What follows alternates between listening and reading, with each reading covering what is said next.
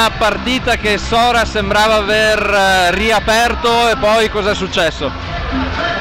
Noi i primi 2 set non abbiamo giocato un granché, siamo andati male in ricezione, soprattutto perché Padova ha battuto bene, ha battuto con grande determinazione, noi siamo andati un po' in difficoltà. Poi, come nostro solito, se l'avversario ci lascia uno spiraglio noi ci infiliamo, si sono invertiti un po' i valori in campo, abbiamo cominciato a battere bene noi e a ricevere male loro. Per noi essere arrivati al tie break è un traguardo importante, volevamo vincerla a quel punto la partita, però Padova è risalita con le sue battute, con i suoi giocatori, quindi credo che sia una vittoria meritata.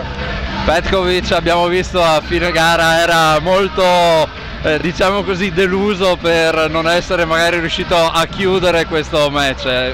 Fa vedere insomma che c'è voglia da parte del gruppo di fare bene. No, il mio gruppo è straordinario perché ci crede sempre, anche se a volte le cose non vengono. Abbiamo i nostri difetti ma abbiamo anche tanti pregi, quindi credo che possiamo solo che essere contenti.